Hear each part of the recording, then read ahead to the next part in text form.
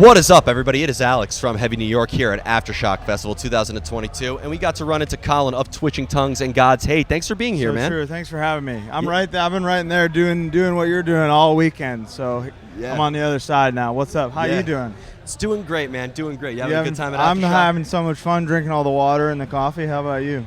I'm having a great time drinking all the water and everything else I can get my hands on. That's what I'm talking about. Yep. Awesome. But it's so great to have you here. As you could tell by my review, the last God's Hate album, that self-titled album, is absolutely kick-ass. I want to know what the thought process was going into the making of that album. Was there like a vision that you had in mind for it, or it was so organic you guys kind of just went all into it? It's a great question. So first, as I was telling you before we started, I remembered the name Heavy New York because you were the very first review of the album. So if you're watching this, he reviewed it before you did. So thanks for that. Of course, man. The process. Last time, first album, Mass Murder, was like a kind of a collaborative thing. And then the guitar player who I wrote that with left the band. So it was like, all right, either don't do stuff again or give myself this challenge to just write it straight up by myself. So that was cool. It was tough, took a long fucking time. But our singer, Brody, and I just kind of really wanted to make it a little more simple, go back to basics, and make every song. We wanted the whole purpose to just be, all right, this is hard. Every song hits, you go, oh, this is hard. Next part hits, you go, oh, this is hard. Every part kind of has like a functional utility, music-wise. That was really the only goal, is just write a better record than the other one, write a harder record than the other one, and do everything sonically that we wanted to hear. What we thought was missing in our modern hardcore. What I was really curious about is when I saw you guys on the Incendiary show in Brooklyn, kick-ass show. Thanks, man. What I loved about it is it almost put me back as when I first heard that album because it was so organic. But I feel like that album is really a moment in time that can't be replicated. Hey. So when you bring it live, is it almost like a different energy, or there's a different sort of idea that you're channeling into it when you're playing live in a way? In a way, because like it was not recorded to a click. There's no gimmicks in it. It's just guys playing hard riffs, So you can't replicate that live. You can try to do a live version of it. But we have 3 guitar players, which I don't think we did for that show. Okay. But in general, we do. You got to put a different kind of energy into a live performance that you would in a record. It's different. Now, being both in Twitching Tongues and God's Hate, both are referred to as hardcore, and without a doubt you are. But I've heard a lot of bands called hardcore, from Agnostic Front and Sick of It All to Code Orange and Harm's Way, and to even a lot like Enter Shikari, who we just spoke to. Yeah. So to you, what makes something hardcore? Is it really a style of music, or is it more of like an idea? It's much more a code of ethics than it is the way a band sounds. Just the way you present yourselves, the way you talk to people, the way you operate internally is kind of what more like the hardcore is a very large umbrella that a lot of people fit in, and you kind of know within talking to somebody for 5 minutes if they're the real deal or not.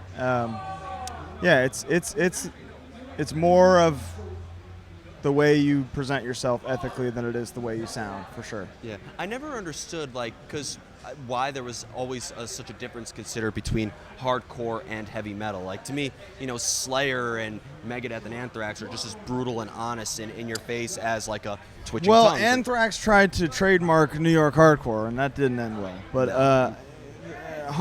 the thing that's the magic with hardcore is that the guy in the band that you grow up listening to can become your best friend. And like Kerry King ain't out here talking to you right now. He's not here to begin with, but I'll do whatever, whenever. I don't care. The people that I see in the pit in my shows for 10 years start the fucking sickest bands ever. And like in heavy metal, that's not a thing you can identify just because obviously the scale is so much bigger to begin with. But like I see a cool guy moshing in a cool way.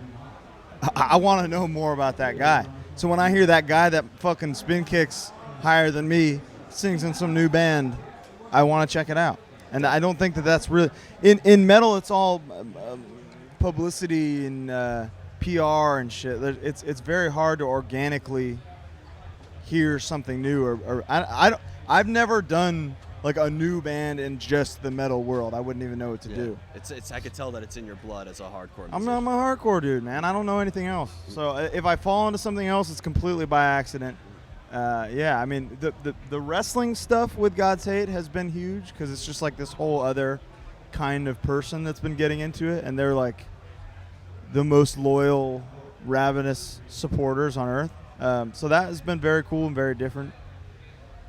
But yeah, I mean, I wouldn't know what to do as like a new metal band in just the metal world without like a guy from a band that everybody already knows being in it. But in hardcore, it is way more community driven. Yeah.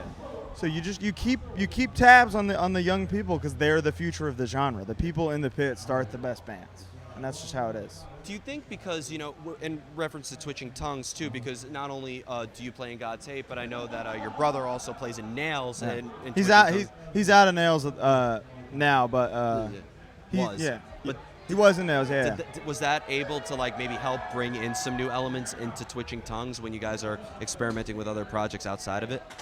Honestly, no. Really? We're kind of, like, tri-brained when it comes to music. Like, and whenever we write something that would so when Twitching Tongue started, he and I were in this other band called Ruckus, and with writing Twitching Tongue stuff, it would always be like, okay, that's too Ruckus. There were kind of lines that we had to draw between songs. So something, if we were doing a Twitching Tongues thing and it feels like Nails, we just won't do it. Okay. And it's the same with Twitching Tongues and God's Hate now.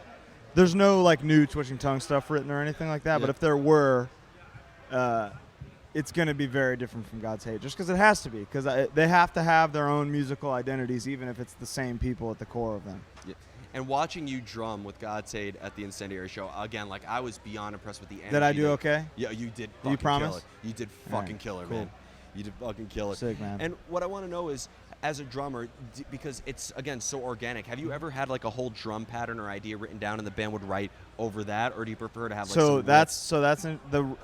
that used to be the way that my brother and I wrote music, was like drums first, everything after. Taylor has this like pandemic kind of product called Zeus that pretty much was that, where he just recorded drums and did it as like a solo thing. So yeah, that is very fun. There's all kinds of Twitching Tongues riffs and parts that started as just like a drum beat, and we built it from there. So absolutely, like, he and I are drummers before anything. Yeah. So like the DNA of the song is generally going to be the drums. And yeah, riffs come first most of the time, but like the riff will be written with the drums in mind, kind of, for both of us. And finally, the final question I wanted to ask you is because when you're recording music, and you're in a studio or whatever, it's a fairly static and controlled environment. And Sure. to me, those words are the last words I think of when describing hardcore, with the crowd participation and energy in it. But I do get that hardcore energy when you listen to the album. So when you're in the studio and you have to track it and you're more focused, how do you sort of bring that hardcore energy into the studio in a way? So we started tracking the drums to a click track and just kind of realized it was like taking the swag out of them. So that's why we cut the click out of the whole thing, just so like, and maybe that just means I fucking suck, but I wanted to keep the feeling in the songs, and the click took out the feeling, like any kind of like outside thing that would control the tempo or the flow of the song, we just took out entirely.